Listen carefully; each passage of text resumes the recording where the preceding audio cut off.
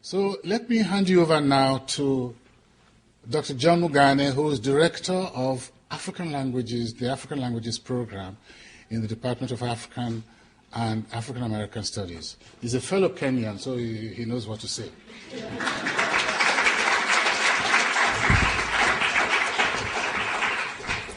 Thank you, Professor Irele. It indeed is a great pleasure of mine to have to introduce somebody who has been our household name for a very long time, and a great influence in my own thinking about the language question. Ngugi wa Thiong'o, which is said Ngugi wa Thiong'o, was born in 1938 in the northern highlands of Kenya and is one of Africa's most accomplished and prominent novelists, yet controversial for his linguistic and political stance. With Soyinka and Achebe, he is one of the best-known African writers who emerged in Africa's independence and post-independence climate of the 1950s and 1960s. Thiong'o was educated between 1947 and 1955, first at the Church of Scotland Mission School at Kamadura, and then at Manguo Gikuyu Independent School. He began his bachelor's degree at Makerere University College, Uganda in 1959, and in 1964 he went to the United Kingdom, Leeds, to study for a master's degree specializing in Caribbean literature. He then returned to Kenya and began teaching at the Nairobi University College. He has been a visiting professor at the University College, Dar es Salaam, Tanzania, Northwestern University, and New York University. Because of his political stand and critique of Kenya's post-colonial government, he was imprisoned in 1977, which is also the year when he changed his name from James Ngugi to Ngugi wa Thiong'o. This reflected a clear stand against the impact of Western influence on African culture, and as a result influenced his decision of writing in the Gikuyu language rather than English. In fact, Ngugi has always been passionate about the need for African writing to speak to Africans in African languages and in readily accessible forms. Although his first novels, Weep Not Child, 1964, The River Between, 1965, and A Grain of Wheat in 1967 were published in English, his later novels were published in Gikuyu, which he later translated into English himself. They include The Trial of Dedan Kimathi, 1977, Devil on the Cross, 1982. The Devil on the Cross is Shaitani Modharavaini. I Will Marry When I Want is Gahika Deda. It was published in 1983. And Decolonizing the Mind in 1986. Matigari in 1989. And Moving the Center, Struggle for Cultural Freedoms in 1993, among others. His novels have been translated into more than 30 languages. He has given distinguished lectures, including the 2003 Steve Biko Memorial Lecture in South Africa, the 1999 Ashby Lecture at Cambridge University, the 1996 Clarendon Lectures in English at Oxford, and the 1984 Robb Lectures at Auckland University, as well as the 1999 Annual Conference on African Linguistics, right here at Boston University. Among all the considerations I have of people who comment on language and then are practitioners of it, I think Professor Ngugi wa Thiong'o is way ahead in terms of having a clear mind about the language question in Africa today. So please join me in welcoming Professor Ngugi wa Thiong'o.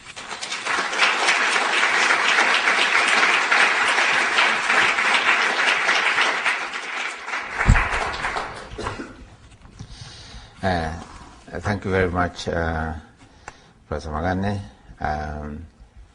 As I said yesterday, I think the work which has been done here on African languages, the whole vision and program, I think is very, very important. And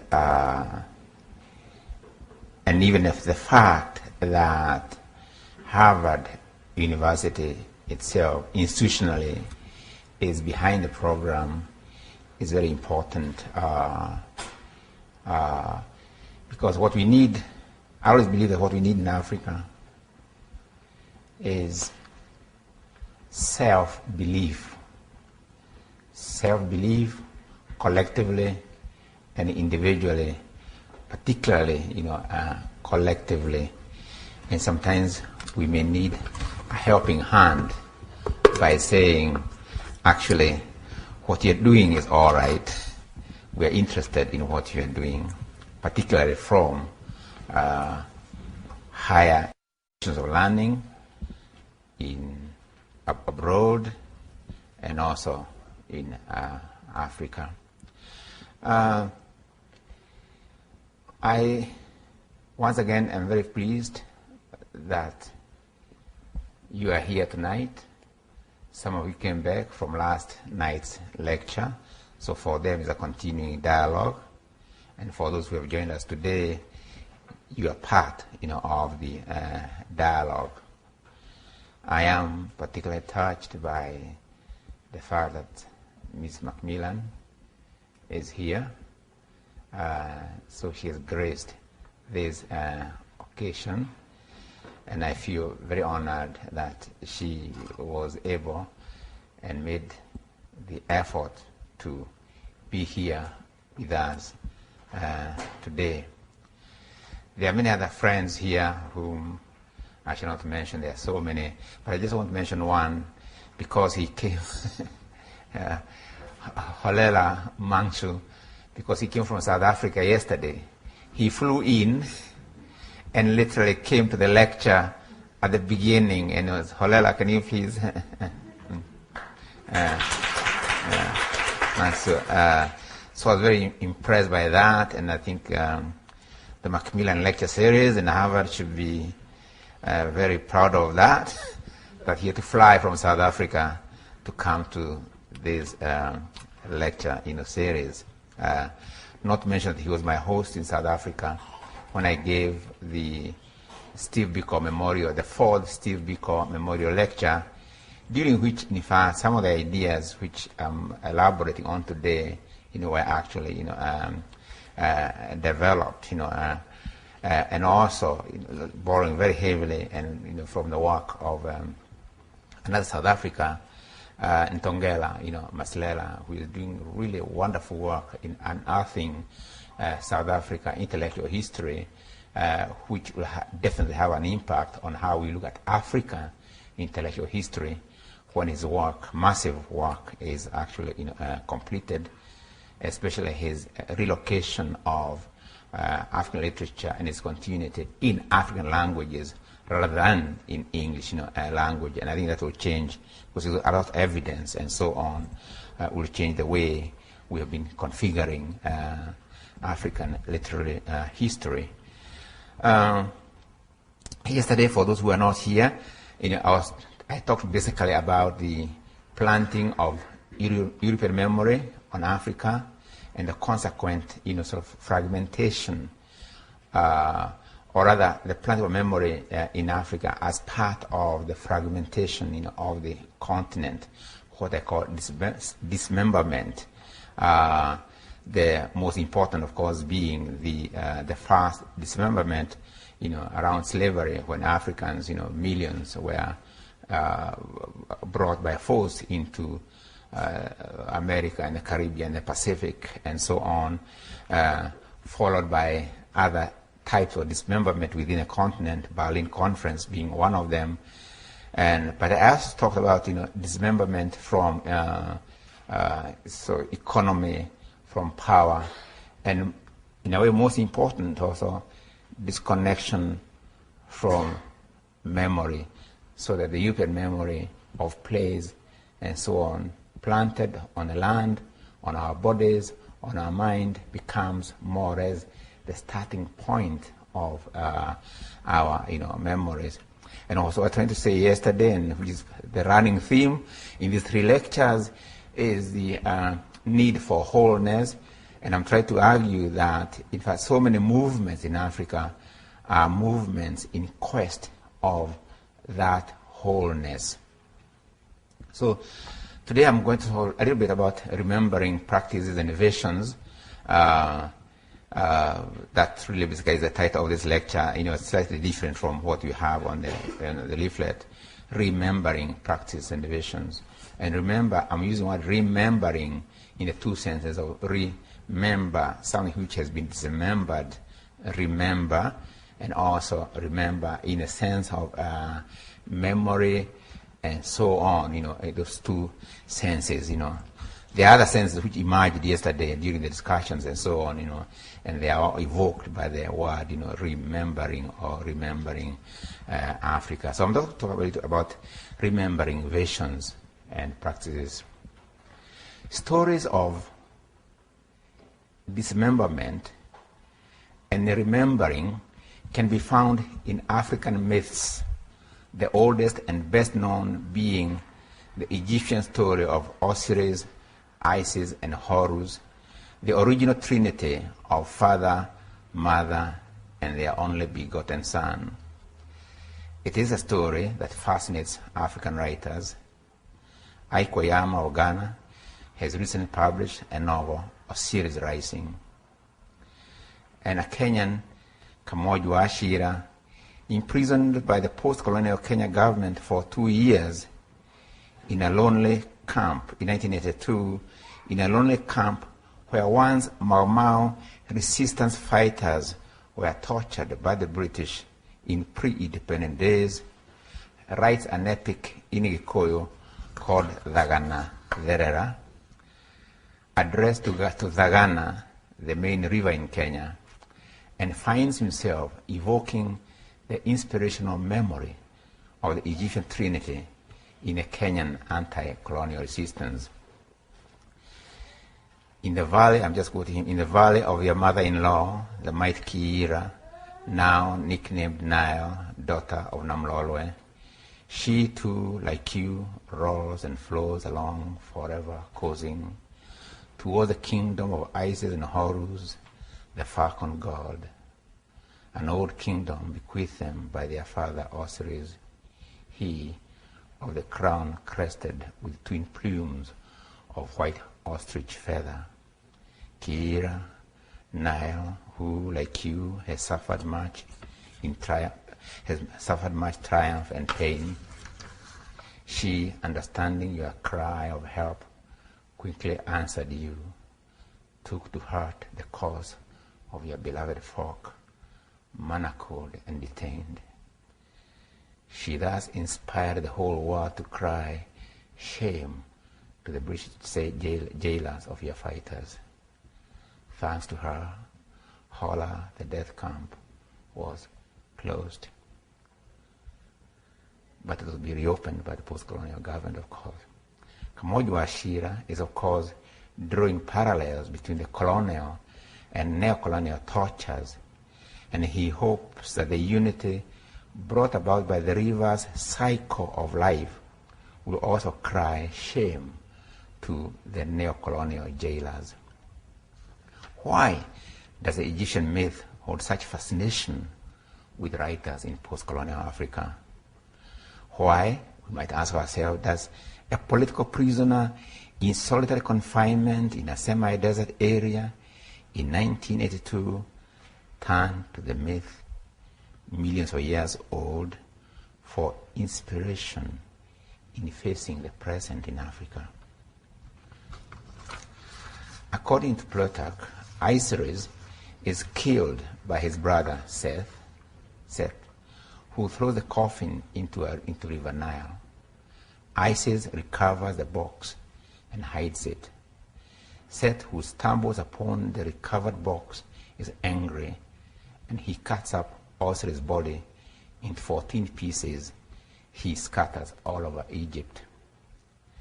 The indefatigable Isis, in an act of love and devotion, travels all over Egypt, recovers the fragments, erecting a tomb to Osiris wherever she finds a piece. With the help of the deity thought, she remembers the fragments and restores Osiris to life. Out of the fragments and observance of proper mourning rites comes wholeness in both the sense of a body remembered, but also a body remembered with its spirit. The fascination lies in a quest for wholeness, a quest which underlies African struggles since the Atlantic slave trade. though Ethiopianism and the like preceded them. Galvanism and Pan-Africanism are the grandest secular visions for reconnecting the dismembered. Galvanism, with its Caribbean roots, unfolded on the terrain of America, but its vision, embodied in the title of Garvey's organization, the Universal Negro Improvement Association, had the continent and its diaspora in view, with the phrase, Africa for the Africans, those at home and those abroad, becoming the chorus of Garvey's speeches and plans. The name actually was meant to embrace, and I quote him, to embrace the purpose of all black humanity, to be free and an equal member of the community of nations and peoples. For behind the rhetoric of blackness was also a universalist humanist vision of using the Universal Negro Improvement Association to inspire African peoples, and I quote him, to inspire them with pride in self and with the determination of going ahead in the creation of those ideals that will lift them to the unprejudiced company of races and nations. There is no desire for hate or malice, but every wish to see all mankind linked into a common fraternity of progress and achievement that will wipe away the odor of prejudice and elevate the human race to the height of real godly love and satisfaction. End of the quote. Remembering the twain halves, the core themes of Pan-Africanism in general, was central to his vision of seeing black people as active players in the world. Du Bois' Pan-Africanism, with its Afro-Caribbean, African-American, and continental African roots, saw the connection of the educated stratum to the masses as an absolute must in the fight to free African subjectivity. This is best contained in the resolution of the 5th Pan-African Congress held in Manchester, England in 1945. The Congress, which brought together African, Caribbean, and African-American intellectuals and political activists, came up with, among other resolutions, the now famous Declaration to Colonial Peoples of the World, in which they put African workers at the front line of the struggle against imperialism. The Declaration called upon the intellectual and professional classes of the colonies to awaken to their responsibilities and join the workers to fight for the right to form trade unions and cooperatives, to assemble freely, hold demonstrations and strikes, and for the freedom to print and read literature necessary for the education of the masses. Today, they continue, today there's only one road to effective action, the organization of the masses. And in that organization, the educated must join.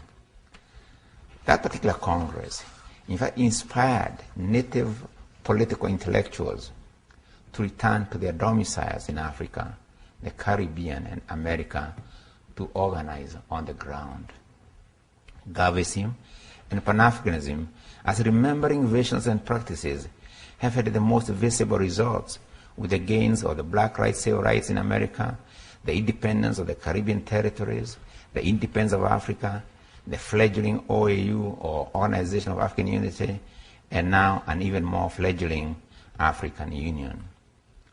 Africa, as the base of black history, was always in Du Bois' mind.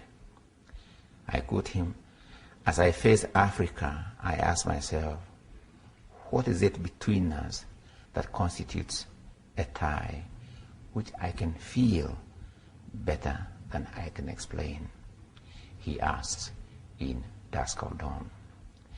Du Bois in his life and works always explored the ties that bind, and among his works or oeuvre were several texts on Africa, including the Negro, Africa, and the World, all in defense of Africa against the racist accusations of non-achievement.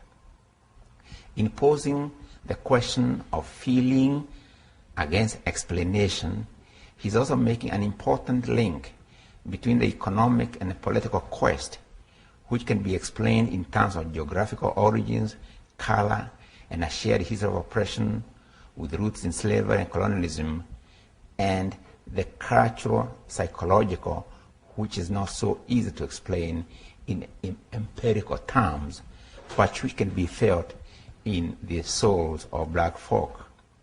The book of the same title is a precursor to Harlem Renaissance, which in turn inspires negritude. Thus, with its inspirational roots in the various Pan-African, Pan-Black movements like Afro-Cubanism, Afro-Brazilianism, Haitian indigenism, and Harlem Renaissance, and its currently rebirth as Afrocentrism, negritude is the intellectual and literally reflection of Pan-Africanism. Gavism centers race. Pan-Africanism centers Africa and blackness.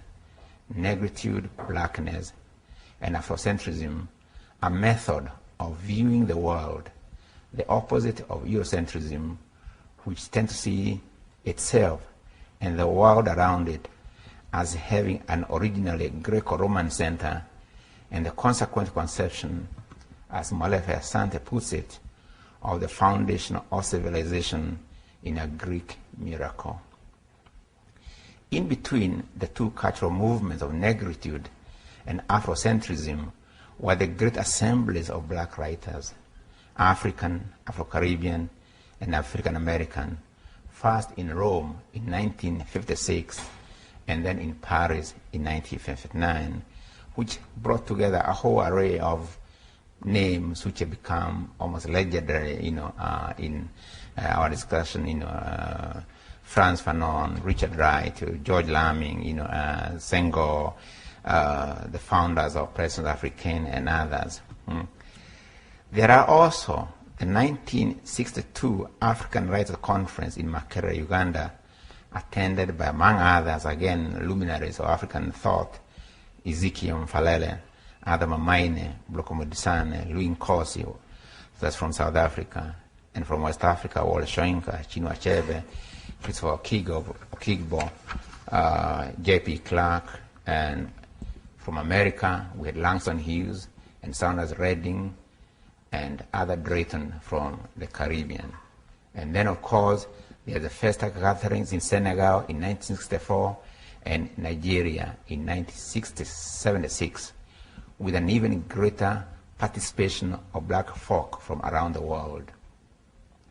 Whatever the differences in their emphasis, these various gatherings and movements are cultural and intellectual manifestation of quest for wholeness. And it's important that writers were at the heart of these gatherings.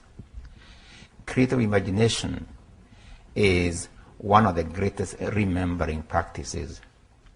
The writer's relationship to his social memory is central to his quest and mission. Memory is the link between the past and the present, between space and time, and really is the base of our dreams. Writers and the intellectuals in these movements are aware that without a reconnection with African memory, there is no wholeness. Not surprisingly, the theme of ancestor and the past is the most pronounced in negritude poetry, for instance, best exemplified in Senghor's prayer to masks. And I quote him, "Through whom the spirit breathes." Or in his other poem, "The Night of the Sign," addressed to a woman to whom he whispers a mix of endearments and supplication to light the lamp of clear oil, and I quote, "Let the children in bed talk about their ancestors like their parents." Lying, his head on her breast, He wants to breathe the smell of our dead and contemplate and repeat their living voice. A homage to the past became a necessary stage in the development of African writing in poetry, drama, and fiction. A good number of novelists start with attempts at historical reconstruction.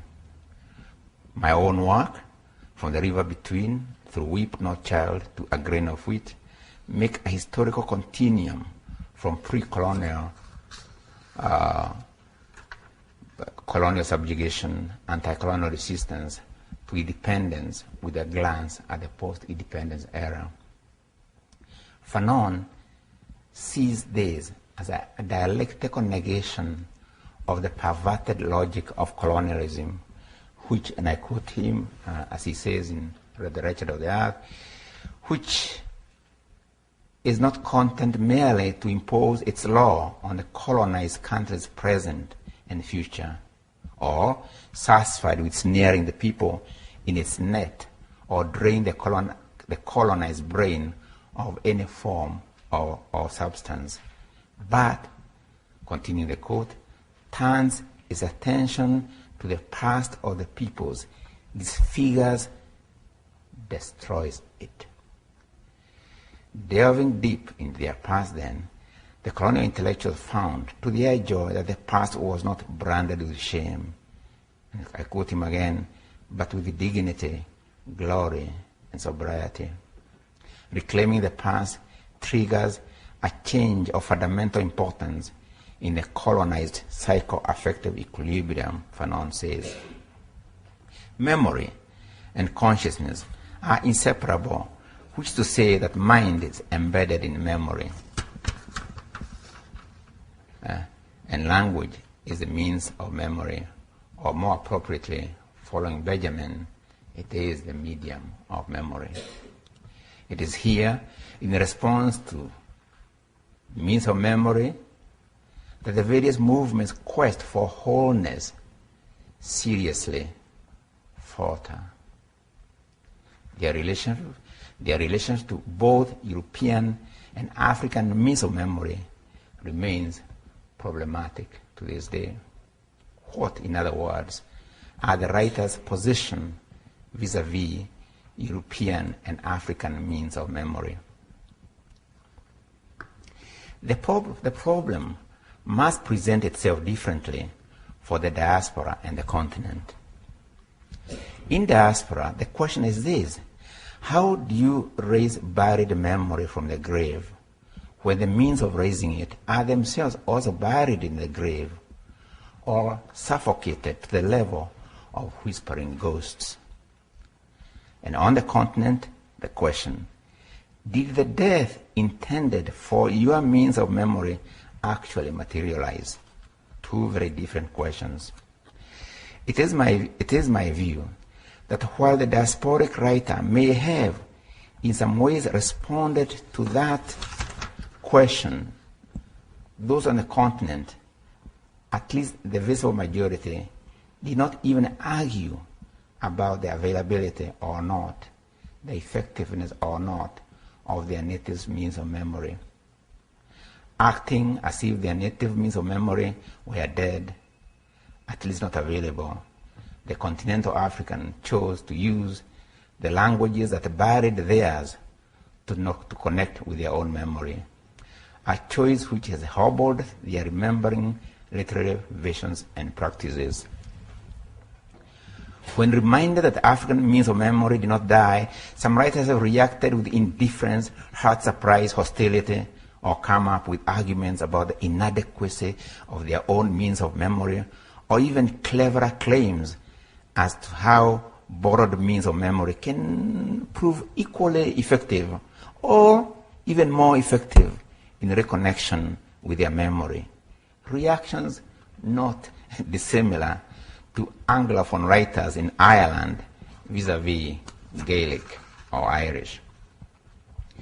In an article that appeared in New York Review of Books some years ago, the Irish poet Nuala Gonarel talks of her writing in Gaelic as a case of the corpse that sits up and talks back. She's referring to the fact that even to her English writing contemporaries, Gaelic was assumed dead, and the Anglo-Irish tradition had taken on the mantle of the great tradition of Irish literature, which, by the way, that tradition actually precedes English and other, Western European sort of modern nations. In 1892, 100 years before Nuala, and in response to the national calls for de-Anglicizing Ireland through the revival of the Gaelic as championed by Douglas Hyde, Yeats could write to the editor of United Ireland, and I quote him, that the Gaelic language will soon be no more heard, except here and there in remote villages. He asked, can we not build a national tradition, a national literature, which shall be nonetheless Irish from being in English? Can we not keep the continuity of the nation's life by translating or retelling in English, which shall have an indefinable Irish quality of rhythm and style, all that is best of ancient literature? Get from Irish to make English express that tradition. In other words, English was to be used to make a golden bridge, I quote him, a golden bridge between the old and the new. The old, of course, is Gaelic. The new is English. He brackets together the longing to recall the Gaelic tongue and a longing to recall the snows of yesteryear. Efforts could be made to prevent the decay of the Gaelic tongue. It should even be preserved as, I quote him, a learned language to be a fountain of nationality in our midst, but do not let us base upon it our hopes of nationhood. Yeats, who did not speak Gaelic, but still an important exponent of Irish nationalism, was a canonical figure in English studies in Africa, and his poetry has left a mark on African writing. His views on language could also have influenced the African writer emerging from the English departments that I talked about yesterday. The Yeatsian position and attitude to both English and Gaelic are continued to the present, and the assumption in the studies of Irish culture is that the English component speaks for the entire Irish literature. By antiquarian sleight of hand, writes Nuala in 2002, it is implied that Irish writers in English are now the natural heirs to a millennium and a half of writing in Irish. The subtext of this is, Irish is dead. I dare say, she continues, they must be taken somewhat aback when the corpse that they have long consigned to the choir of angels sits up and talks back. Of course, the corpse talks back to announce it is still alive. It can speak for itself, and will not let its self-acclaimed heirs to its history cannibalize it with equanimity, peddling their ethnic check, quoting her with nice little translations from the Irish or from the African. The image so apt in describing the relation between Gaelic and Anglophone Irish is equally applicable to the African linguistic situation. As we have seen with the linguicide in the diaspora and linguifarm on the continent, an European memory sprouts on the graveyard of African memory. But African memory does not disappear quietly into that good night. It mounts resistance in both Africa and the diaspora.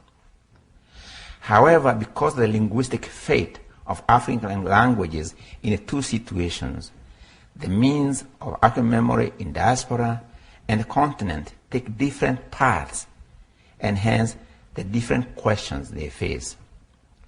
Though his language may die, the diaspora Africans memory of Africa does not itself turn into a corpse. It's nurtured and kept alive in the field slave who fashions his own means of keeping it alive. In time, out of the remembered fragments of African speech and grammar, the enslaved created new languages. They may have different names in different places, like Patois, Creole, Ebonics. The problem lay in their orthographic representation, often written as if they were misspelled English or French words. But they became languages, what Kamau Brathwaite called national languages, and they deserved, or still deserve, adequate orthographic representation. Whatever the case, this became the diasporic African new means of survival, and the corpse, clothed in English-sounding words that are incomprehensible to the master at times, sits up and starts talking back, telling stories and singing. And out of the memory of African orature emerges African-American and Afro-Caribbean orature with trickster characters like Hare and Anansi becoming Brother Rabbit and Anansi of the New World. The spirit begins to sing, and out of it comes the great freedom spirituals, whose force of beauty and imagery of hope and deliverance still make freedom sing everywhere in the world. The spiritual is an aesthetic of resistance, the most consistent and concentrated in world history. Out of that tradition of African American and African Caribbean speech that produces spiritual, of course, comes the blues, jazz, calypso, and today reggae and hip hop. The corpse also began to write, and lo and behold, the Africa, the slaves, and their descendants were supposed to forget became this founding image of new visionary narratives. The image of Africa is there in every line of their poetry and prose. What is Africa to me? Asked poet Conte Carlin in his poem Heritage. And it's a question that every writer, from Phyllis Whitley to Alice Walker, Toni Morrison, and Kamau Brathwaite, have had to ask themselves and answer for themselves. Whitley, the house girl, may remember Africa as a land of Egyptian gloom, but Oluwando Ikweno remembers it as a land of uncommonly rich and fruitful, and produces all kinds of vegetables in great abundance. And above all, he continues, of music and dance and poetry. We are, I quote him, we are almost a nation of dancers, musicians, and poets. He writes in his narrative about himself. Because Jacques Romain addressed Africa directly. He's kept Africa, he's kept African memory. You are within me, he tells Africa. As for Langston Hughes, the rivers he has known, rivers ancient as the world and older than the flow of blood in human veins, the rivers that symbolize the depth, history, and self-renewal of his inheritance include the Nile, the Congo, and the Mississippi. My soul, he proclaims, has grown deep like the rivers. At the height of the Caribbean Renaissance of the 50s was that famous exchange between V.S. Naipaul and George Lamming about the African presence in Caribbean consciousness. Africa had been forgotten, proclaimed V.S. Naipaul, and the thought of the continent only produced embarrassment. And Lamming answers, it was precisely because Africa had not been forgotten, shot back Lamming, that it produced that embarrassment, in some at least. The result of the African interaction with its memory in a new environment is really astonishing when one contemplates what is really new and original in the Caribbean and modern America. The new does not lie in the native cultures, for these were wiped out with the genocide of the Caribs, or imprisoned in the reservations in the case of Native America, Of course, the achievement of Native Americans, despite the reservations and the decimations of their cultures, are not in doubt. But the Native American was still within his homeland. Writers like Simon Ortiz are aware of their heritage. They can even point to the sacred grounds of their ancestors. Nor does the new in America reside in the Euro-Caribbean or Euro-American, for whether in language or poetry or architecture, the Euro-American sees himself as a continuation of the European inheritance, at least he works within that. Whatever innovation he may bring into his creation, there's no doubt about the achievement of the Euro-American genius. He does so within his inherited European tradition. He begins with imitation long before he starts to innovate. One has only to look at the Oxbridge architecture of Yale. I'm not sure about Harvard since I've not actually been around, but I know Yale because I was there for 4 years teaching. One has to look at the Oxbridge architecture of Yale, which clearly imitated that of Oxbridge, with stones specially treated to make them look aged. And Mark Kaplan is here. He was also a student there for several years. He can bear me out. When one talks of Cambridge, one does not often know which Cambridge one is talking about, the British or the American Cambridge, unless followed by qualification for clarity. The Euro-American is conscious of a history of which he is an heir, and that history is that of Europe. T.S. Eliot, Ezra Pound, Henry James, Gertrude Stein, Ernest Hemingway returned to drink water from the European source of their culture. And they could so return because their link to European linguistic base had not been ruptured. For a long time, Euro-American literature remained beholden to the older culture. Even in terms of academic organization, even today, it is the English department, not the American literature department, that is still the centerpiece of the humanities and liberal arts in the American academy. But African American tells a different story. Cut off from a continuous contact or linguistic contact with Africa, and yet thrust into the center of modern capitalist production, C.L.I. James actually calls the new Africans the modern proletariat. They had to innovate or perish. Even the corpse into which their language had been turned, metamorphosed into a spirit haunting European languages, English mostly. Black speech infuses the supposedly Euro-American official mainstream. And that's why a writer like Zola Neale Hurston could rightfully assert in her paper in her characteristics of Negro expression, and I quote her, that the American Negro has done wonders to the English language. He has made over a great part of the tongue to his liking, and has his revision accepted by the ruling class.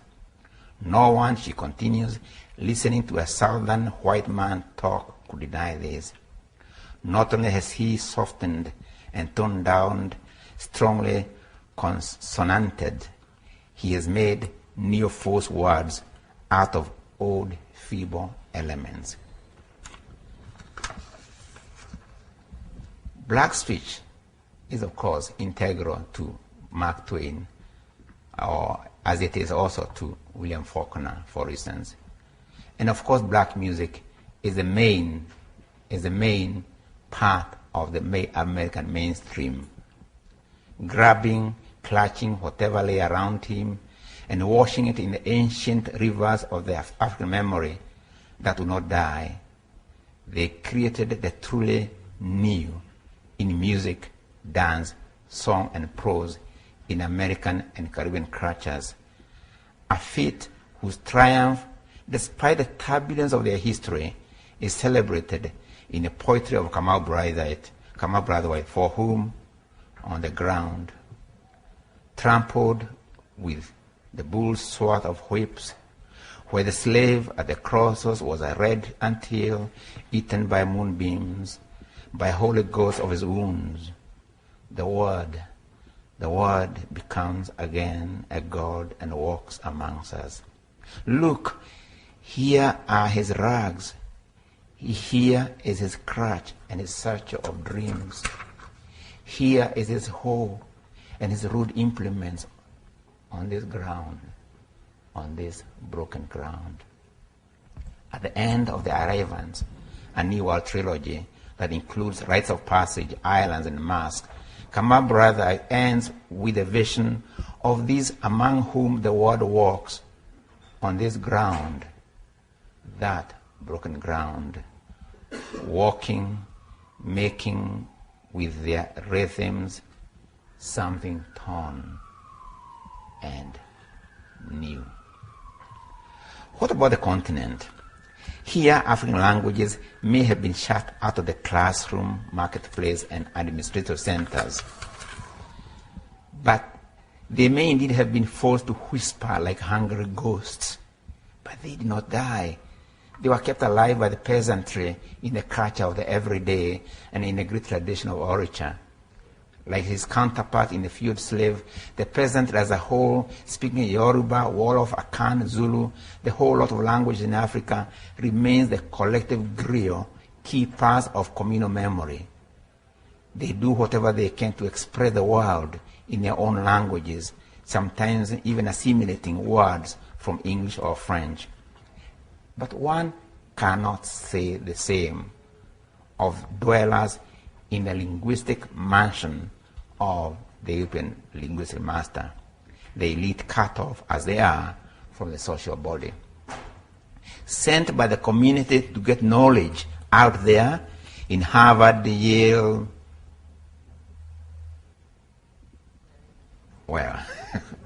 Oxford, and where I teach currently, University of California, Irvine, they never return, and when they do, it is as strangers. In Hour of God, Chinua Achebe tells the story of Oduche, who is sent to the new school by Ezeulu, the chief priest of his own people, with a specific mission to find out what is in there, and if it is good, to bring him his share, or bring the community a share of that which they find. Do you know what he does? Oduche learns enough to make him feel bold enough to come back home and imprison the sacred python of his own people. He would have killed it, but instead he traps it in a box. Oduche's story is really that of the graduates of the prison house of European languages. That graduate captures the python, the symbol of his people's being, and imprisons it in a box to suffocate and possibly die. I always, just with a personal example, I always remember how on learning how to read in English, we the young would carry the English language Bible to church. The service was entirely in Gikuyu. Everybody else, the peasants, the working people, had a Gikuyu language Bible in their hands. The preacher indeed read passages from the Gikuyu language Bible. But we who had been to school would follow him through our English text. The Gikuyu voice had to come to us in English sounds. This was become the practice in African writing. Almost as if borrowing from the Yeatsian text, African writers cannibalized African lives and African memory. But what they created, even when it's a masterpiece, is locked up in Oduche's box, accessible to the master and those of the writer's folk who have the linguistic key. Because remember, somebody put in a box, we lock the box, and you need a key to enter. So if you lock up things in a linguistic box called English or French, then obviously you need an English linguistic key and French to enter. And if you don't have it, you cannot open that box. Like the Anglo-Irish literature that took the mantle of Irish literature, Europhone African literature has stolen the identity of African literature.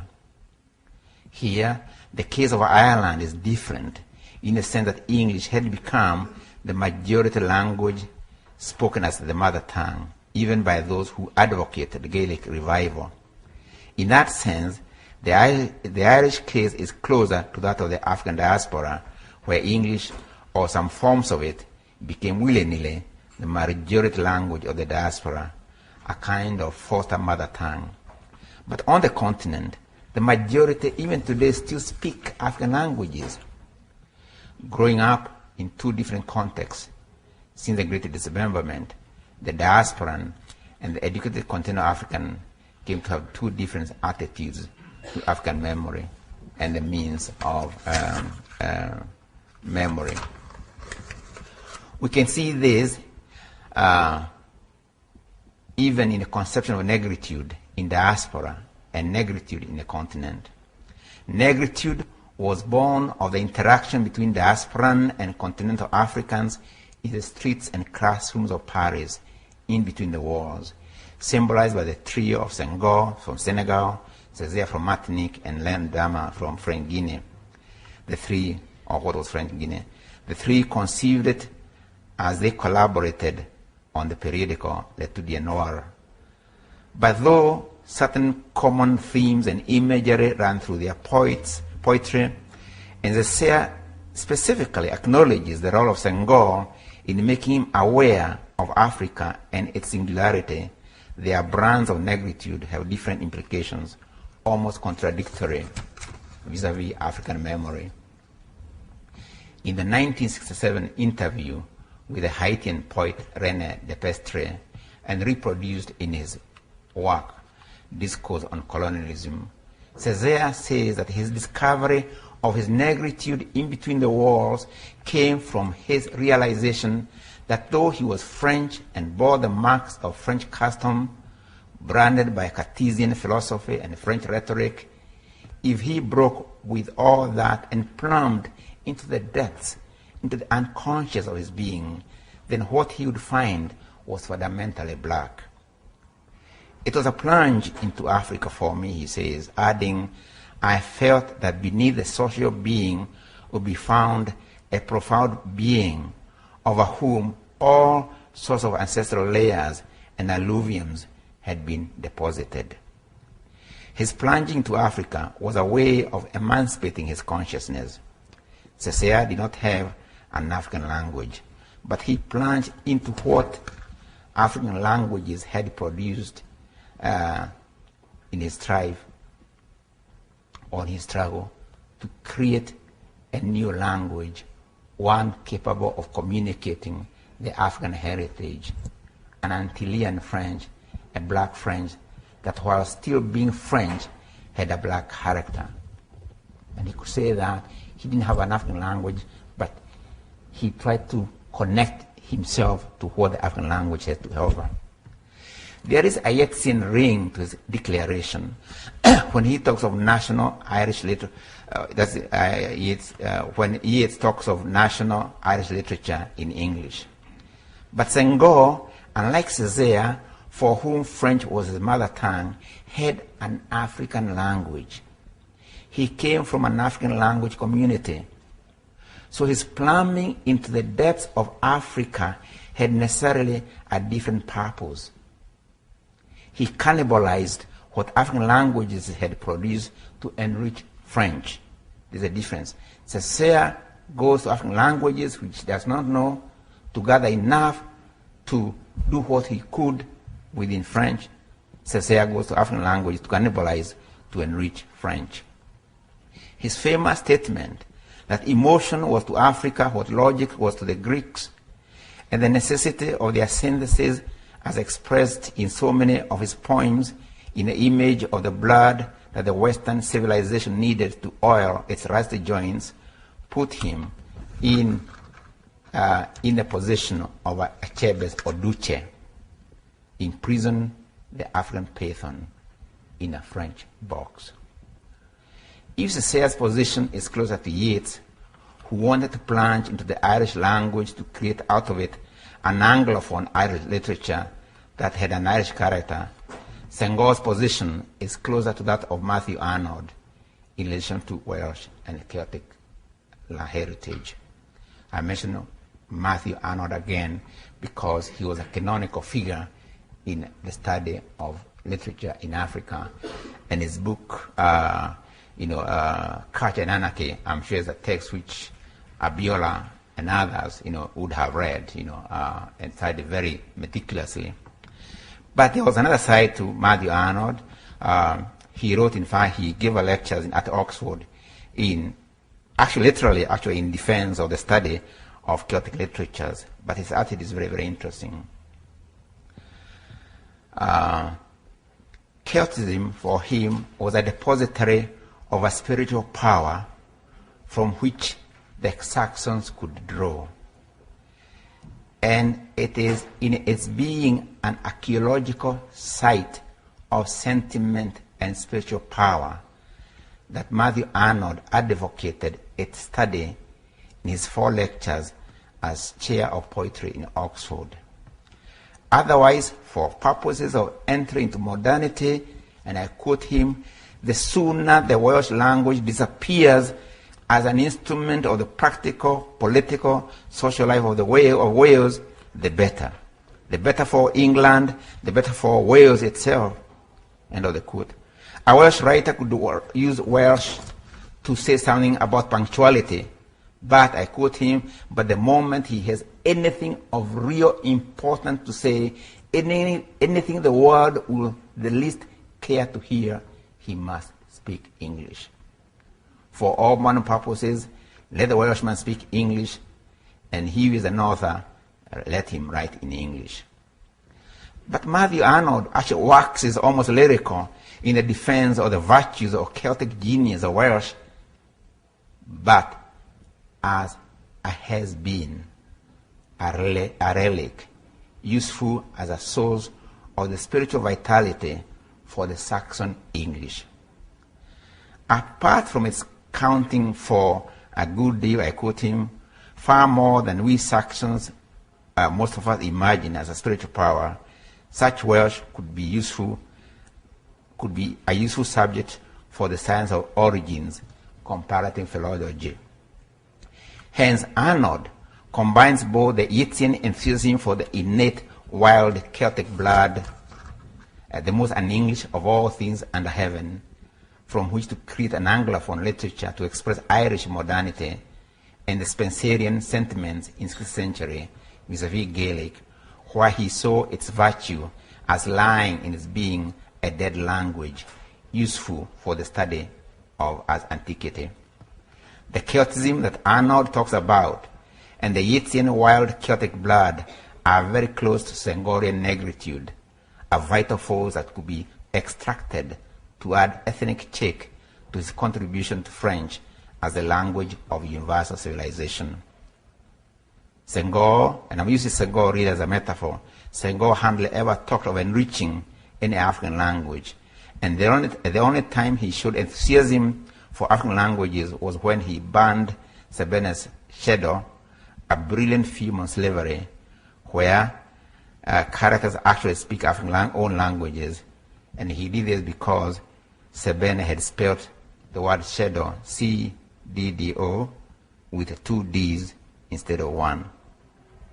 It is not surprising then that Senghor, one of the high priests of negritude, and who always kept his French citizenship, even as the head of state of an independent African country, ended up as a guardian of that sacred academy that oversees the growth of French, an institution founded in 1635 by Cardinal Retrieval. Senghor's case may be a little extreme, but it is essentially not different from that of the post-colonial African middle class as a whole, of whom it can be said, as Nuala said of the Anglophone Irish, and I quote her, that far be it from them to make the real effort to learn the living language, because, I add, they prefer those languages dead. How does one begin to explain this attitude of the African bourgeoisie to the languages of their cultures? It is not enough to say that European languages were imposed, though true, because African languages, though famished, did not actually die, or they never suffered linguicide. Perhaps one can explain it in terms of Fanon's characterization of this class as having an almost incurable desire for the permanent identification with its Western elders, from whom it has slapped every lesson. But even this, though true, does not quite explain how it is that the middle class in Africa wholly sees itself and identifies itself as a European language speaking. For you'd think that the need to urge the nation to higher resolves in economic enterprise, health management, political engagement, cultural imagination would make the class resort to the only remembering practice capable of moving the nation forward, the practice of connecting to the languages the actors in the social drama of change actually speak. But the class prefers the European linguistic screen that keeps it worlds apart from the people. In all other societies, writers, keepers of memories, carriers of national discourse do so in the languages of that community. But the post-colonial intellectual prefers keeping communal memories in foreign languages, which in the end means sharing that communal memory with the foreign owners of the language or among themselves as a foreign language speaking elite. The result, really, is an inter-class conversation of an elite which, cocooned from the people by the language of its choice and practice, conceives itself as alone constituting the nation. The Anodian and Yeatsian enthusiasm for Celtic languages as exquisite corpses, archaeological minefields for helping create an English ringing with rhythms different from those of the standard English of the original owner, but still recognizably English, becomes essentially the model of the African intelligentsia. We may have to borrow from psychoanalysis to explain the death wish in the formerly colonized native for the languages of their cultures. Trauma of death is often overcome by mourning as an individual and a collective experience of grief. To mourn is to acknowledge the loss, a purging of negative effects of trauma. In African societies, mourning, always a collective rite, can go on for days, as attested in the classic study of the phenomenon by the Ghanaian scholar mycologist J.H. Niketia in his seminal work, Funeral Dirges of the Akan People, where, as he writes, the celebration of a funeral is regarded as a duty, and no pains are spared to make it a memorable event. The celebration consists of 5 phases of preparation for the funeral: pre-burial mourning, including the wake, interment, after burial mourning, and subsequent periodic mourning. Underlying the importance of mourning is the African worldview of the unity of the dead, the living, and the unborn. He continues, there are beliefs in the visitation of the dead, in invisible participation of the dead inside the life of this world, and the continuation of ties of kinship and kinship after death. Consequently, the living are anxious to keep up good relations with the dead, to remember them, to identify themselves with them, and to ask their favor. Mourning is a somber celebration of another rite of passage in the journey of the Trinity, but it's also the Trinity of yesterday, today, and tomorrow. But it's also a memory a remembering of the ancestors, an honoring of the heritage they have left to the living. It's a closure and an opening to a new relation of being. What are the consequences of lack of mourning? Abraham and Torok, in their book The Shell and the Kernel, talk of situations where an individual suffering trauma does not mourn and come to a closure. He shuts the trauma in a psychic tomb, acting as if the loss never happened. The radical denial of loss means no mourning, for you cannot mourn a loss you deny. And I quote them, the words that cannot be uttered, the sins that cannot be recalled, the tears that cannot be shed, everything will be swallowed along with the trauma that led to the loss. A mourning that cannot be expressed erects a secret tomb inside the subject, what Abraham and Torok call a crypt, or, as adds Gabriel Schwab, psychic tombs meant to stay sealed off from self, interior tombs for the ghosts of the past. The denial of loss and hence lack of mourning can occur at the group level, the trauma kept in a collective crypt, and this can be passed on transgenerationally as the unfinished business of a previous generation to haunt the future. Extending the Abraham and Torok to explain certain silence in post-Nazi Germany, and drawing on her own experience of growing up in post-Nazi era, Gabriel Schwab demonstrates, and I quote, how untold or unspeakable, unfelt or denied pain, concealed shame, covered up crimes, or violent histories continue to affect and disrupt the lives of those involved in them. Such crypts endanger silence, she adds, such as the one she witnessed among her elders in their avoidance of references to the already happened. She's here talking of the transgeneration trauma of the children of perpetrators of horror against others, but it's equally applicable to the children of the recipients of the horror. The post-colony in Africa has never properly mourned the deaths that occurred in the two traumatic events in its history, slavery and colonialism. Thousands died on land and the sea, others perished on slave plantations in the world of their captivity and in the colonial plantation, like the rubber plantation of Belgian Congo, or the gold and diamond mines of South Africa. Millions died in the fight against slave trade, slavery, and colonialism. Altogether, it was an African Holocaust or horror dome. Those who fell had never had a proper burial and no periodic mourning of the kind that Nketia talks about. Kenya, my own country, which regained its independence from more than 60 years of British colonial rule, is a good example of that denial. In place of remembering, there is a systematic attempt to act as if Kenya's independence came as a gift of the Queen of England, very much as the liberation of slaves was often seen or touted as a gift from the good Queen Victoria. Liberation being a gift, honoring the fallen was not going to be part of the post-colonial memory. There are also documentation about this, but one will do.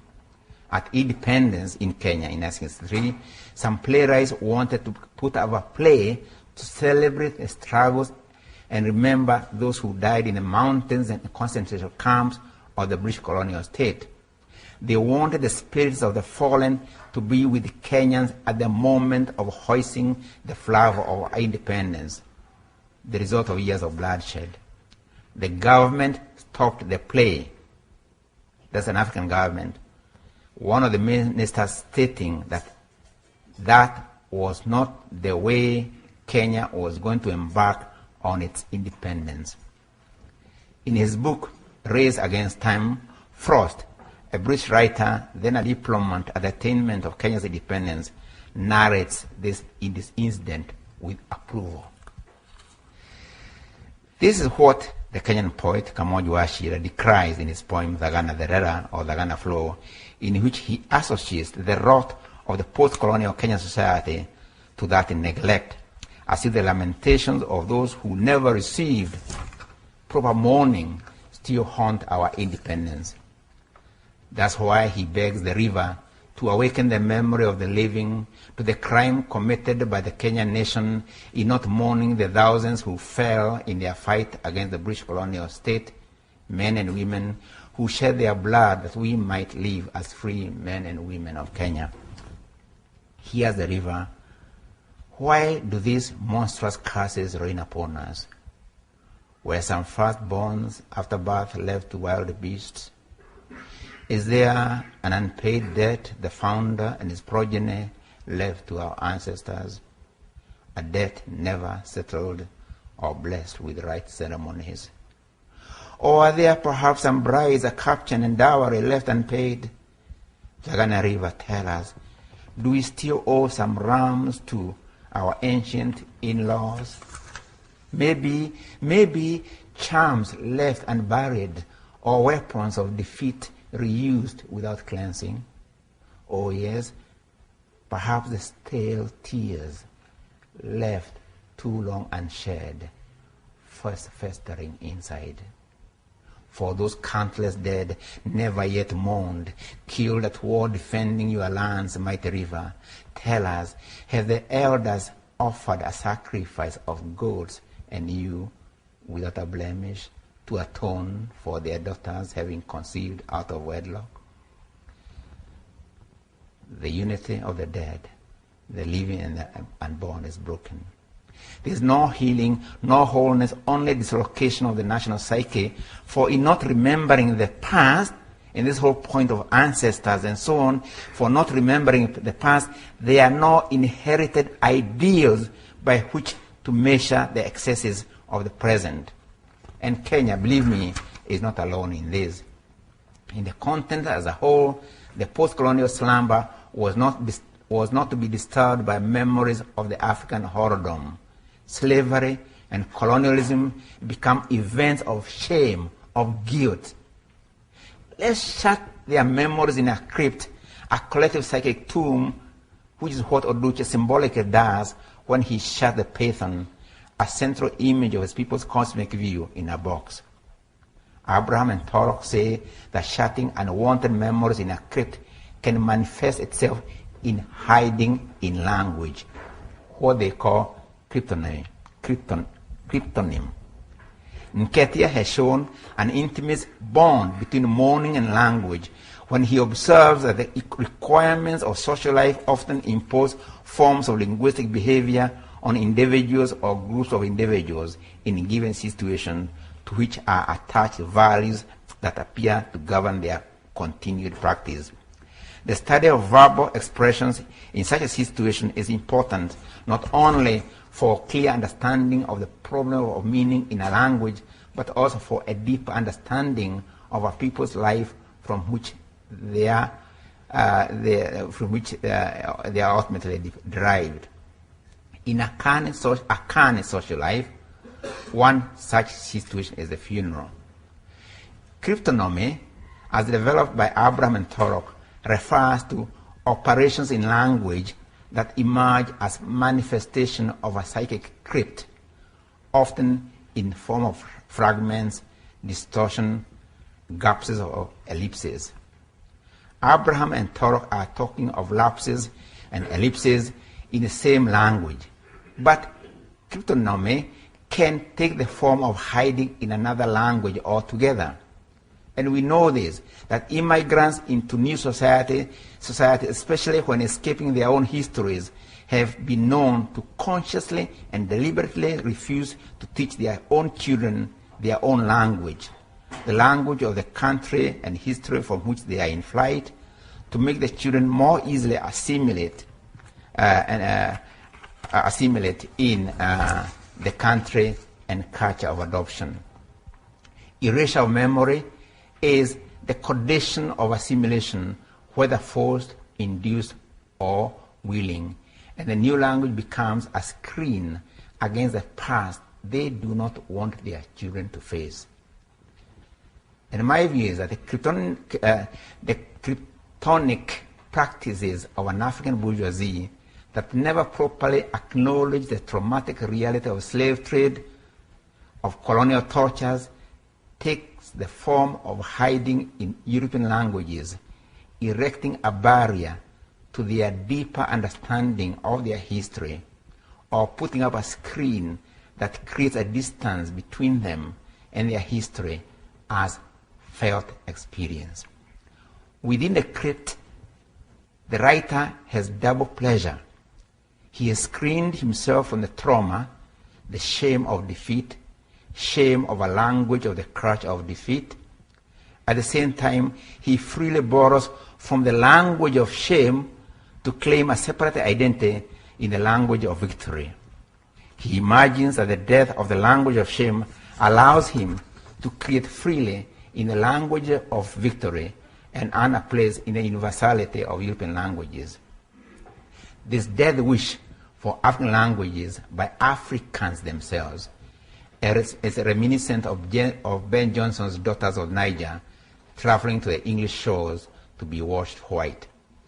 The African and son and daughter of Niger are symbolically washed white by language. From their Europhonic standpoint, they can now look at their former language as an outsider looking in, and even contemplate it, a la Spencer and Matthew Arnold, as a has-been, subject of philological inquiry, antiquities from which they can borrow occasionally a proverb or two to spice their mastery of English. Here then is a major difference between the continental African and the diasporan. Forced into a crypt, the African in the diaspora tries to break out of the crypt and grasp whatever African memory he can reach to invent a new reality. On the continent, the reformed African tries to enter the crypt and store his inventions there. It seems to me that what is needed is breaking out of the crypt. Let the caged bird sing, but let it sing in its language. We have to confront the realities of our past and mourn the dead in a proper way. Every year, I believe, across the continent, in fact, let me just say this. Yesterday, when I was coming here, I just picked a book on articles and pieces of by Zola and Neil Hurston. I've not opened that book before, and I don't know what it was, not the day before yesterday, I opened, and the page that fell in front of me is an article Hurston, or a letter Hurston had written to Du Bois about having a yard, about 100 or so, I don't know how many acres, she suggested, where the illustrious African Americans, were producing, can be buried and so on, becomes a memory, because she's very anxious that that memory of the achievement of African Americans does not die.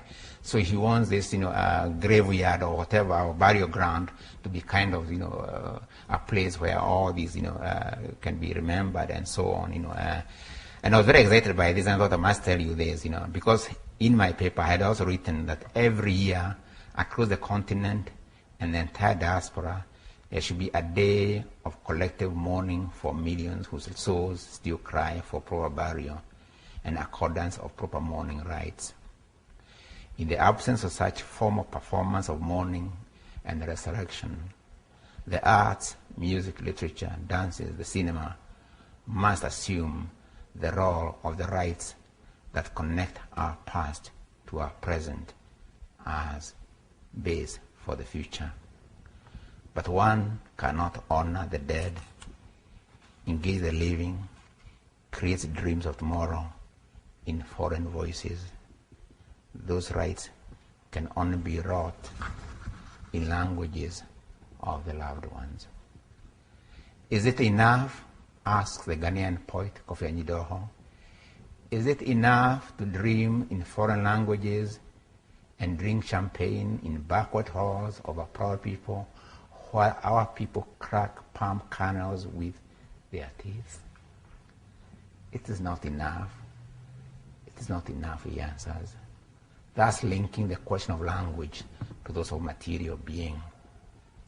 If history is replete with the death of languages as a result of the physical or cultural death of the peoples who spoke them, there's also been cases where languages have been resurrected from the dead to walk among the living and express the life of the living.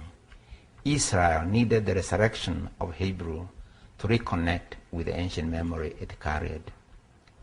The resurrected becomes the means of new memories. Continental Africa is in a very unique position because African language have not yet died. But they are not part of the expression of national life, or rather, they are only an expression of the peasant, but in that position, they remain invisible, literally wise, buried under the weight of European languages. Ironically, the way European languages used to be in the Middle Ages, invisible under the weight of Latin, before they found new life in the Renaissance, which is a theme of my lecture tomorrow. Thank you.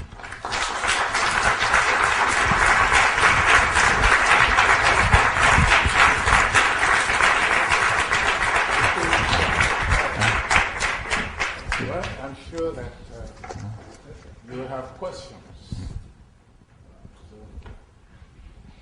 Yeah. One is, besides the poetic use of African languages, its use in practical sense for communication among people or work. The African languages themselves actually, well, for example, European languages have developed and grown as a result of industrialization. So the relationship between labor histories and language not actually good or bad, because the notion of death of language is that if a language dies, then somebody's died, or creator has died.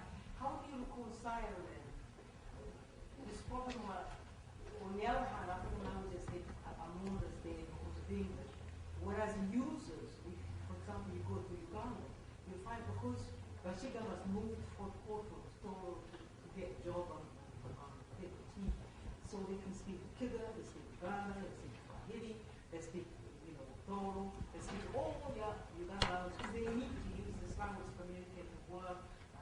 So this relationship between actually employment, work, growing cities, and language planning and language policy, because African language can be used if they have value, commodity value. How do you reconcile, apart from poetry, this and the development and the And I was supposed to summarize the questions, but I'm not sure that I'm able to quite do that because of the mic. But I'll try to answer the question, unless you want to summarize the question. In a sense, you have answered the question by talking about those people who in working in a new place, they have to learn the different languages and communicate, with each other. Now, I ask myself, what can be of more primary importance than, say, the questions, say, of health in Africa, the question of agriculture in Africa, production of food, the question, of course, working in factories, of course, is also important, and all that, and the people who are working in the land, whether in Uganda or Kenya, the people who work in factories and so on, the majority of them speak African languages. But the languages of conceptualization of ideas and practices imposed upon them in administration, in the judicial system, even in the homilies. Sometimes governments like to tell their own people about health and so on. All those are coded in English and so on. I see it the other way around, that in order, in fact, to make a people, give them the energy to develop, whether in the area of agriculture or industry, they need languages, because quite frankly, or the empowerment of their own languages, because quite frankly, no people anywhere in the world can ever develop without knowledge. Knowledge is as important to the herdsman or herds person in the prairies of wherever, as it is to the engineer in Nairobi or other places. Knowledge, even simplest knowledge of moving from here to there, becomes very important. And when you deny languages deliberately and consciously of tools of conceptualization, or deny power to those languages, you are denying power to the initiatives arising from those people. What we tend to do in Africa, because of multiplicity of languages and so on, we've tried to avoid, well, actually that will be one of the themes of my lecture tomorrow, so I'm not going to that direction. But, we really have to find ways of empowering African languages, not for their own poetic sense, although that's important, but for development in the areas of agriculture, of industry, of health management, because what I ask myself, what's the point of, for instance, now we are with HIV and AIDS in Africa. What, for heaven's sake, is the point of preaching about AIDS and HIV in English and French? When the people need the knowledge, if you like, and the power and the means to combat that, but often the preachings, although I'm generalizing here, because there have been a few cases where actually African languages are being used generally, but I'm using it as an extreme case. How do we combat that while denying knowledge about that process to African, languages? There was a question here, Kaplan, and over there. So, yeah. Would it be better for the speaker of the mic? I think there was concern about, would you come and speak and ask the question here? Yeah, Yeah, that's fine. Yeah. Huh? Yeah, it's just we want to be able to pick up the question. Okay. Can you come forward? And those questions. Maybe you want to. Now, speak directly into the mic. Please come here and speak into the mic. Yeah. Okay. Thank you very much. Professor Ngugi, Thiong'o. thank you very much. My name is Sonny Apakwe. I'm from Africa too. And I consider myself as your greatest fan. And when I read your book, The Devil on the Cross, I was so inspired in that I wrote my own novel called The Devil's Land. It's now available online, even at the Harvard Coop. Oh, great. Yes, and you see, the way I look at life, we are the next generation of African writers, and we are following in their footsteps. And in fact, I see it as a great opportunity to even stand on the shoulders of our literary giant, in that we'll be able to see further. Please, what advice would you give us so that we'll be able to achieve this very desirable objective? Well, thank you very much. And not only, I mean, obviously I appreciate the fact you are following my footsteps, but I think it would be better if you go ahead of my footsteps. But quite frankly, I cannot give advice other than the one which I'm giving in these talks. For I see, and I shall be saying that tomorrow when I explore the issues which she raised here in her question.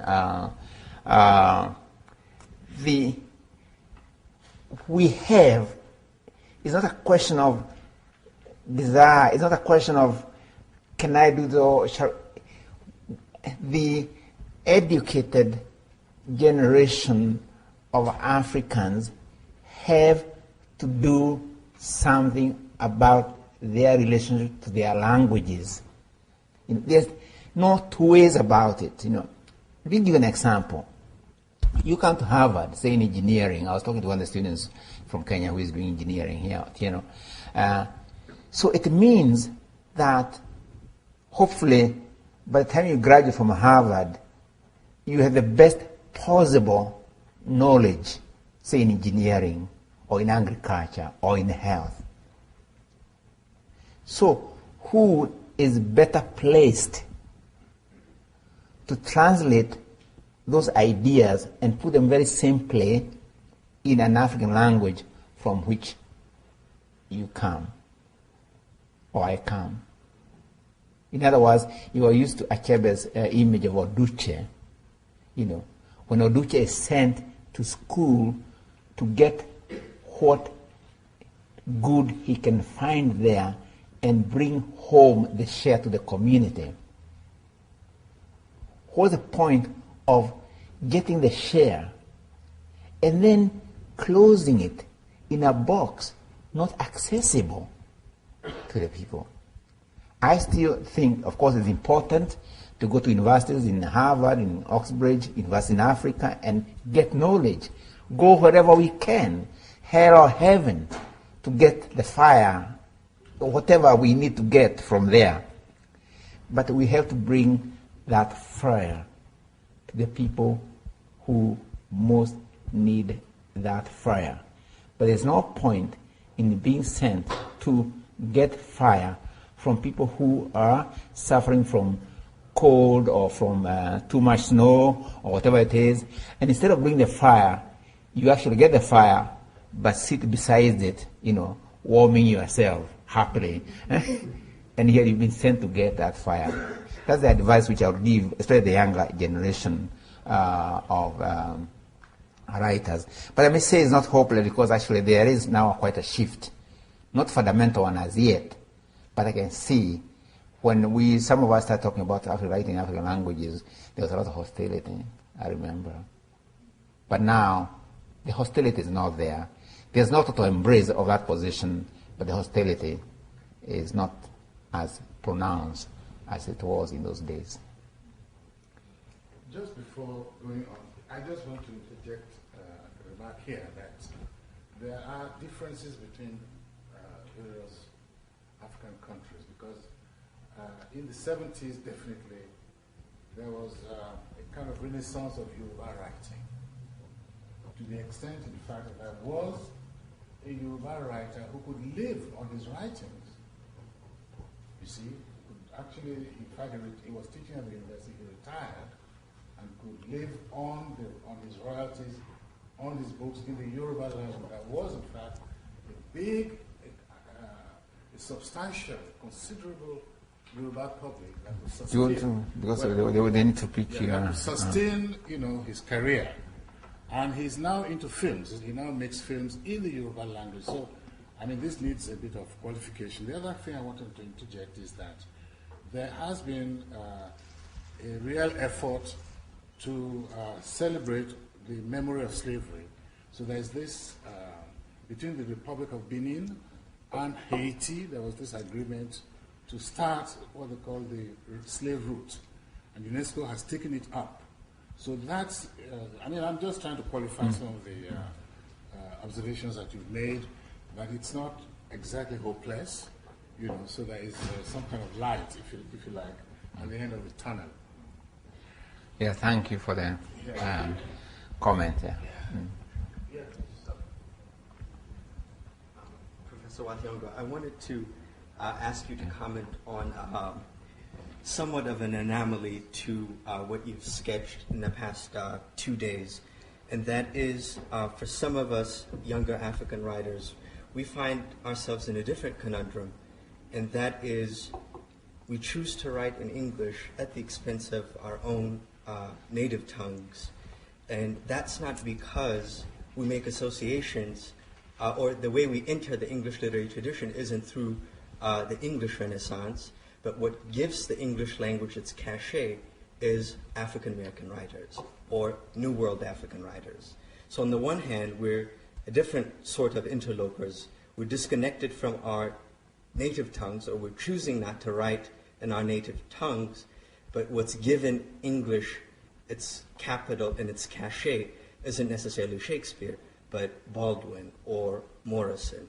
So how would you, because we're still choosing to write in English at the expense of our native tongues? Yeah, thank you very much. Two comments. Of course, the comments which Abila made about African languages and some of those issues, I'm going into them actually tomorrow. Very important. But the question of mourning, of course, that's a very important step. But I like to see this as an entire African diaspora phenomenon, where very much like Israelites, commemorate memories, the Exodus, for instance, or the Passover, and so on. So it becomes, a carrier of a certain memory, and so on, and I see it as almost like the entire African diaspora as something almost like a communal right, very much like Kwanzaa has, for instance, become a very important, holiday here, and so on, as a kind of a form of Kwanzaa that embraces, celebrated in the streets of Kenya, Nigeria, Haiti, in New Orleans, as a kind of communal memory of that, as well as, of course, the trauma of colonialism. As for the question you raised, again, I'm sorry, but still, I'm going to tie up all those things, tomorrow, because obviously there are things to learn from Toni Morrison and James Baldwin, but I'm sure one of the lessons is not to abandon our own language. I think they would be horrified if they knew that the effect of their work was to make, Africans of the continent, abandon their languages, when the question of memory, the question of remembering, and so on is, so germane to the themes explored by Toni Morrison, and other African, American, writers, So tomorrow I have something I have to say about what African American writers should do about African languages, and what African intellectuals can learn from, as well as what they can do about their own, languages. Yeah. There was a lady behind. There was a lady behind the actor, and it comes to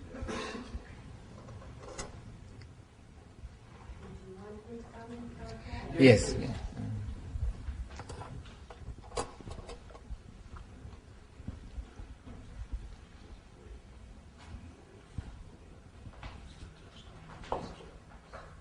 I have to thank you very much because I'm in the process of finishing my book, Sharing Power.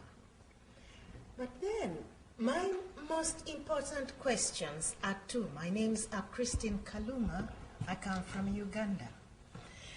My most important questions are two. You people who have found out the reason why our languages in Africa have been made into corpses, but the corpse can speak, as you said. So I am saying that what effect, my first question, have you heard on the organization of on the African unity, so that the politicians that take over do not continue to bury the languages? An example is in Uganda. We have English is our official language, but at the same time we have Swahili.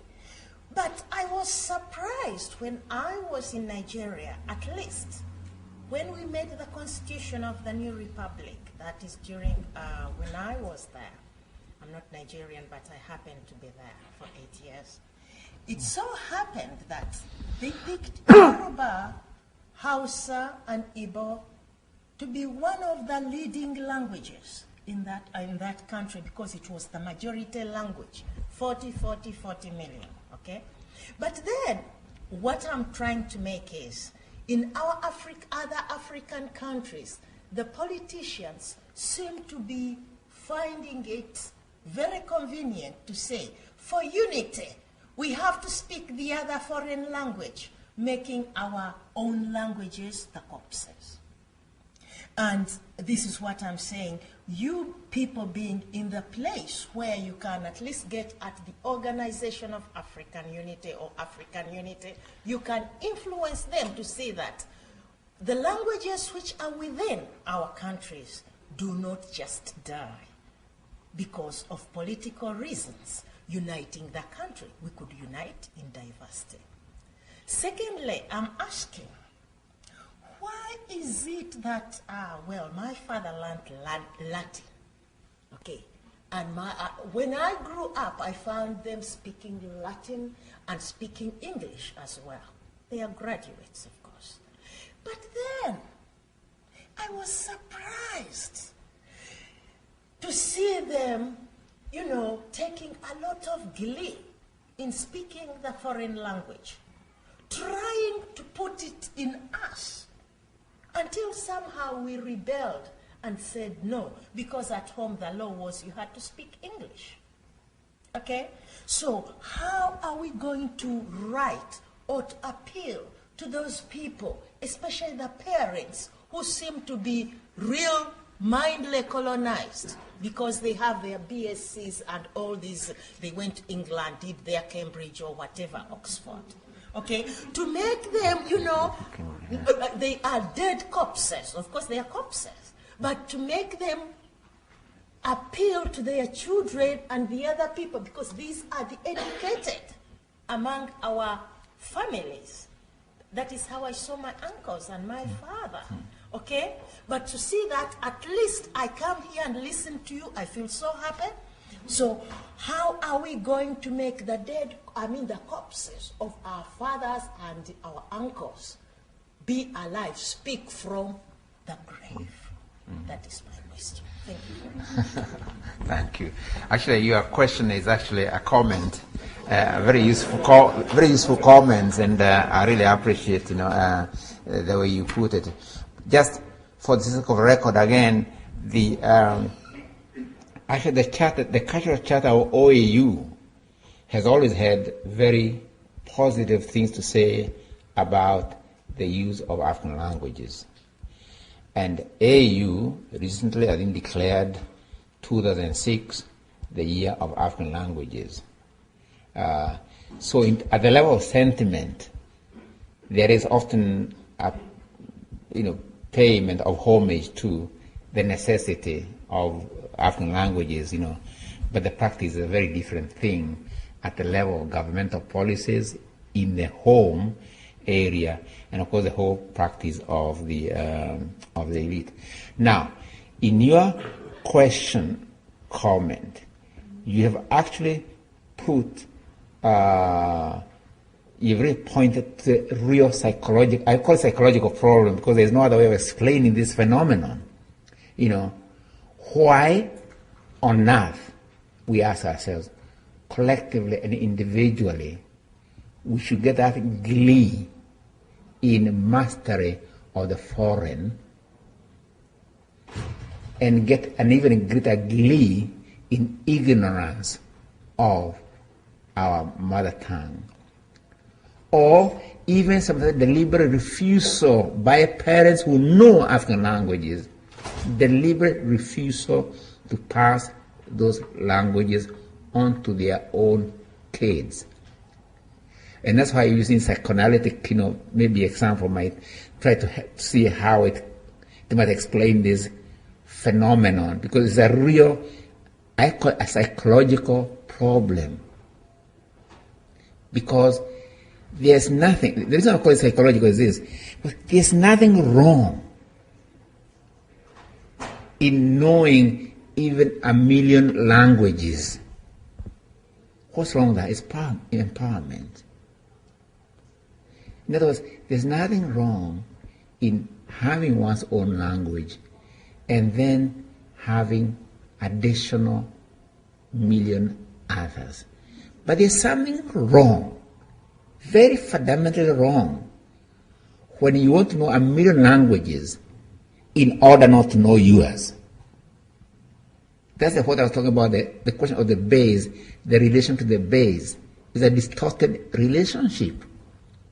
It's distorted because all these languages, we have a lot, all languages are very rich. They have heritage. Every language in the world has certain forms of knowledge, has certain things it can give other languages. There's no doubt about it. So to know languages is a positive thing. But there's something wrong, fundamentally mistaken, fundamentally deviant in this glee at laughing at self, deriding self, and then feeling very comfortable in the otherness, dwelling in the otherness defined by others, but feeling very contemptuous of your own. That's a problem you pinpoint, and we have to find out a way of overcoming that. Yeah.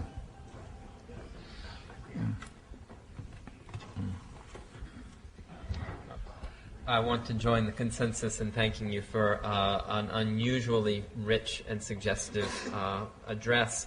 And I'm sure like many people, I'd like to respond to many points that you made, but I was particularly taken and moved by the comparisons you made between the conquest of Africa, the colonization of Africa, and specifically the Holocaust, the Nazi Holocaust. And I was reminded in that regard of the German Jewish philosopher Theodor Adorno, who said that after Auschwitz, to write poetry is barbaric. And it seems when you take the comment in context that what he really means is to write poetry in German is barbaric, because to use the language of atrocity in a poetic way was really to reinscribe the atrocity itself. But Adorno himself made an exemption in his statement for the poetry of Paul Celan. Paul Celan was a German poet. He grew up in Eastern Europe. He had about 6 different native languages. And in that linguistic sense, perhaps the situation was comparable to a lot of people in Africa. But he chose to write poetry in German. And Theodor Adorno said, writing poetry in German for Paul Celan is kosher because it's a poetry of ruptures and ellipsis and silence. And I'm wondering if there might be a similar role for poetry or for writing in English for African writers as well. Or what do you think about that response to the persistence of the colonial languages in Africa? First, of course, first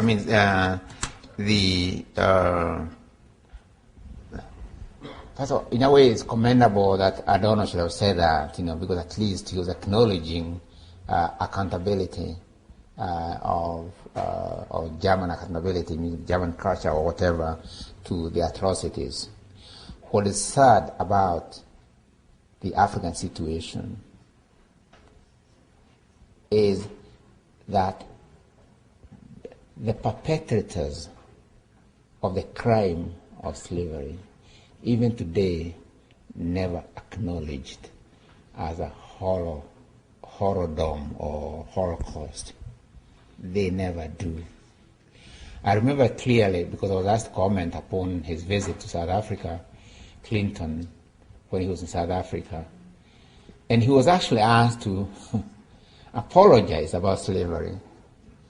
And he was very, he could not bring himself, he could not bring himself to say it. And no, as far as I know, there has never been, say, an American president or leadership which has ever brought itself to actually to utter the word or to acknowledge that. And not only America, but I'm thinking of Europe as well. There were participants in that as well. So as O'Donnell does acknowledge, the others, we do not acknowledge responsibility or accountability to that history of horror. It's passed on by silence.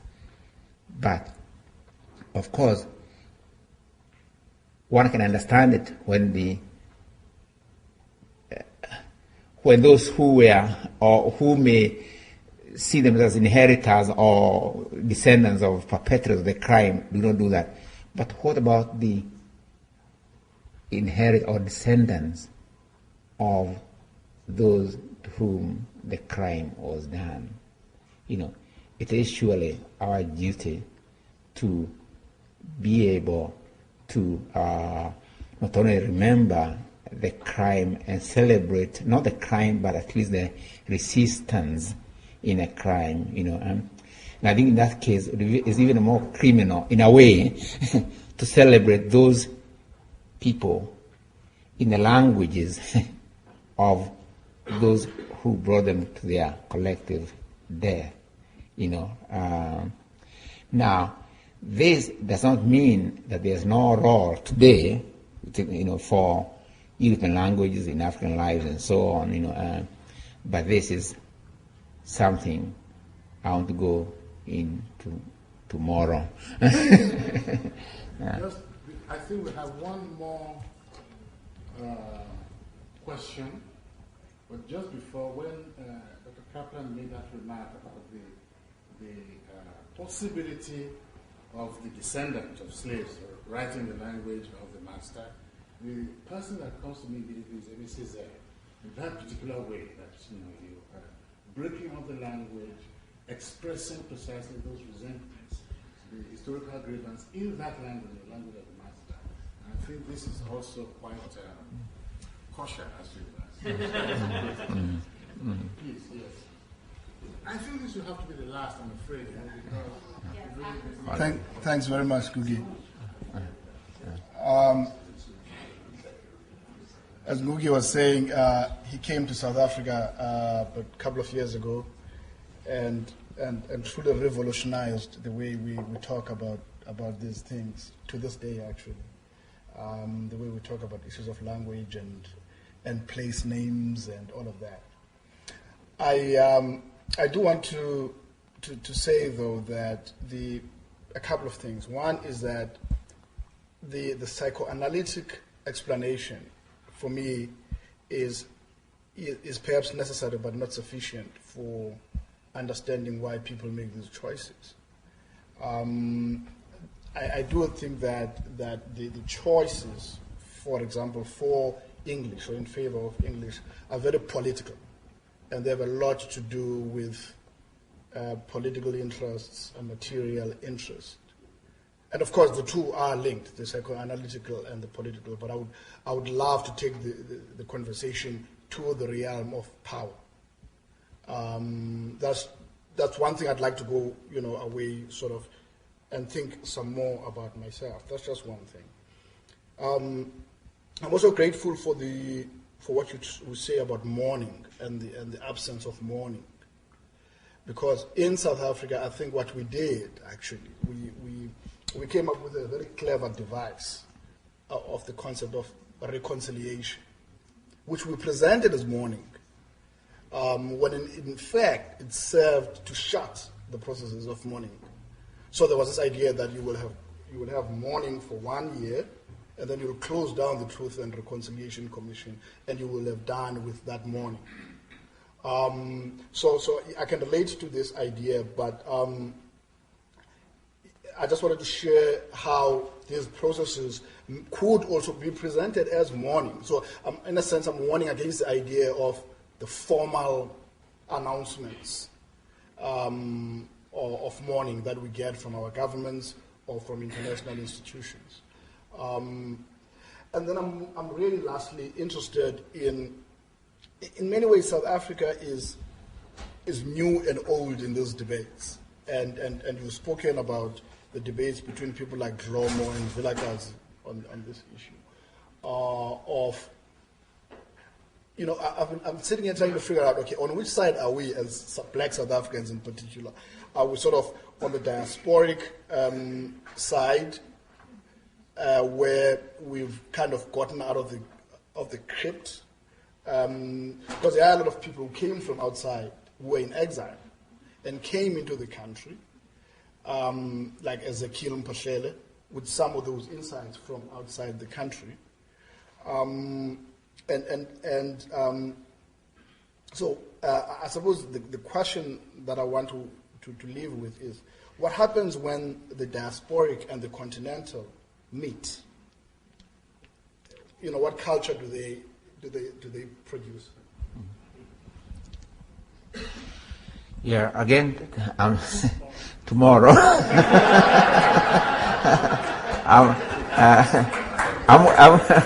I'm going to show how, in fact, they do and can meet profitably for both diaspora and Africa, and so on. Very, very important. As